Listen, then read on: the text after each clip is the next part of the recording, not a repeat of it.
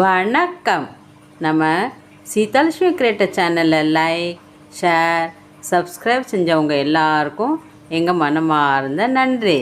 கண் பிரச்சனைகள் தீர ஒரு எளிமையான வழி, ஒரு உண்மை சம்பவம். அது என்ன?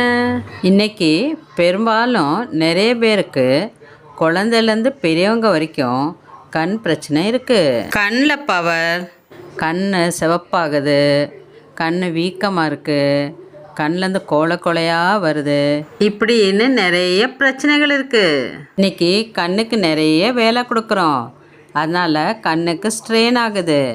டிவி, மொபைல், கம்ப்யூட்டர், லேப்டாப்னு இப்படின்னு கண்ணுக்கு தான் வேலை ஜாஸ்தி. அதோட சத்தான சாப்பாடும் சாப்பிட்றது கம்மியாயிட்டே வரனால சின்ன குழந்தைலேருந்து பெரியவங்க வரைக்கும் எல்லாரும் கண்ணாடி போடுறாங்க.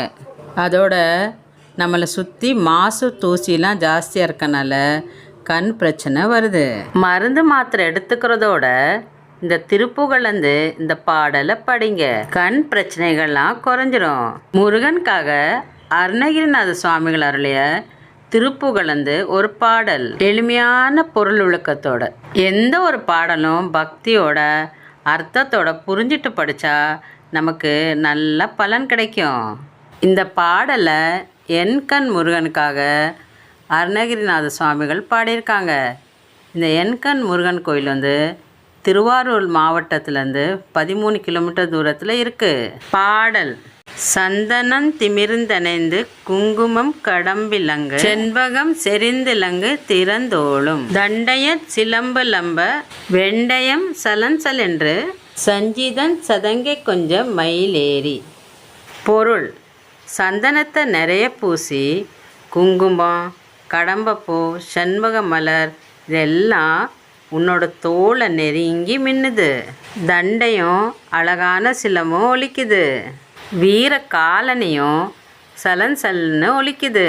அழகான கிண்கிணி, அதாவது சதங்கை கொலுசு எப்படி ஒலிக்குதுன்னா கொஞ்சுவது போல் ஒலிக்குது.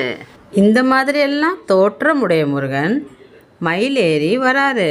2வது பத்தி: திந்தி மிந்தி மிந்தி மிந்தி தந்தன தனந்த என்று சென்றசைந்து உகந்து வந்து கிருபையோடே சிந்தையம் குலம் புகுந்து சந்ததம் புகழ்ந்துணர்ந்து செம்பதம் பணிந்து இரு என்று மொழிவாயே. பொருள்: அதே சத்தத்தோட அதே தாளத்தோட ஆடி அசைஞ்சு ஆனந்தத்தோடு வந்து எனக்கு அருள் புரிஞ்சு என் மனசுக்குள்ள என் மன கோயிலுக்குள்ளே புகுந்து நுழைஞ்சு எப்பவும் உன்னை புகழ்ந்து உன்னை நல்லா அறிஞ்சு உன்னோட செவந்த பாதங்களை பணிஞ்சிருக்க எனக்கு அறிவுரை சொல்லுங்க. உன்னையே நினச்சிட்ருக்கிற மனம் எனக்கு கொடுங்க. சண்முகநாதனுக்கு அரோஹரா, முருகனுக்கு அரோஹரா. அடுத்த வீடியோவில் மற்ற 2 பத்திகளும் அதோட பொருள் விளக்கத்தையும் பார்க்கலாம். அந்த உண்மை சம்பவத்தையும் சொல்கிறேன். எங்கள் சீதாலட்சுமி கிரியேட்டர் சேனலை லைக் பண்ணுங்கள், ஷேர் பண்ணுங்கள், சப்ஸ்கிரைப் பண்ணுங்கள். நன்றி.